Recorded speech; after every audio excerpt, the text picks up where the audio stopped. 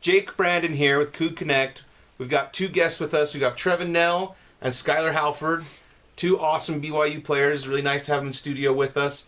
Let's start off with Trevin. Trevin, tell us a little bit about yourself, what position you play, what high school you played at. I know you transferred, right? You had a transfer, kind of, sort of. Just tell us your story about you, kind of, and how you got to BYU. Okay, so I'm Trevin Knell. I grew up in North Salt Lake, so I went to Woods Cross High School. And then, like Jake just said, I originally committed to Cal. So committed to Cal, and right before I left on my mission, the head coach left, so I was able to get out of my national letter of intent. Yeah. And then Coach Rose called, and I ended up signing with BYU. It was a great decision. Cool. So Skyler, same questions, like who are you? How'd you get to BYU? Who'd you play with? All that. Yeah, so Skyler Halford, oh gosh, you're taking me in the past here. Let's dive down memory lane. So I went to Timpanogos High School, graduated. Went to Timp. Dude, Okay. yeah, local. Timpanogos, a little bit further south from Woods Cross. But yeah, I went on a mission to Brazil. I started actually as a walk-on at Utah State under Coach Stu Morrill at the time. And then... Legend, right? Oh, Coach man, Stu that Morrill? guy, yeah, taught me a ton. But after that, went on my mission, then came home, ended up signing with Salt Lake Community College. Okay. So was the first team All-American there, and then that's when BYU started to get into the mix, and then played my last 2 years at BYU. Since then, which is like, wow, 2015, which is, it's weird to say that it's been 7 years. Yeah, it is. It goes by fast. So enjoy that COVID year if you can keep it. But yeah, when I finished there, I worked at a sales job for a year, and then I started on the route to becoming a physical therapist. So I've actually been running a basketball skills training business, Halford Hoops. Mm-hmm.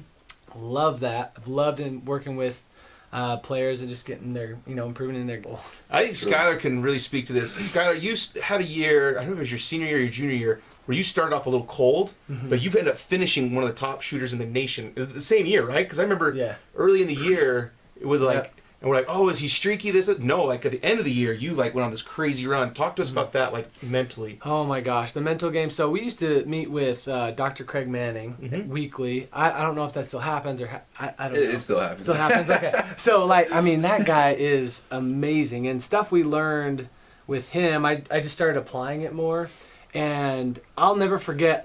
One time after practice, I'm shooting with Coach Pope. And I'm trying to figure it out because I'm shooting 20% from three. We've been through the first quarter of the year.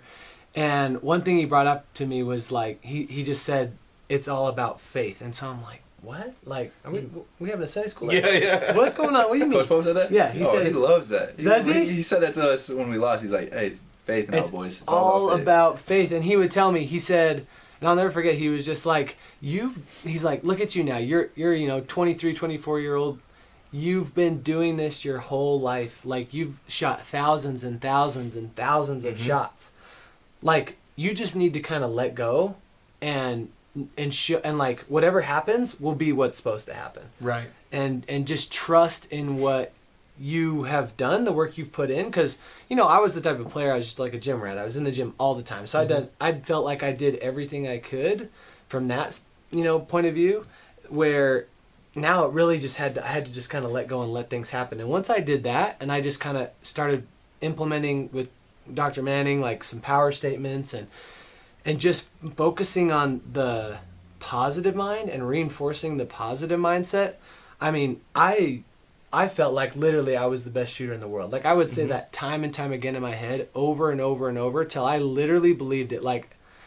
I don't want to sound cocky or anything, but it was anybody could step in the gym with me and I would outshoot them. Period. Yeah. And that was just kind of a solid, confident feeling I had. And then from that point on, I feel like that was one of the reasons why I just kept shooting so well. I don't think your body won't do it unless your mind believes it. Exactly. If you're hesitant, your body will be hesitant, right? Yeah. If all that, that's 100% true. Yeah. That's incredible, man. Thank you. Yeah. That's awesome. No, so you literally just coach yourself up in your head and say, yeah, I'm going to make these shots. I'm the best shooter there is. Yeah, my power statement with Dr. Manning was, I am the best shooter in the world. And that was it. And I would literally say that hundreds and hundreds of times a day. I would say it going to class, in the locker room, practice.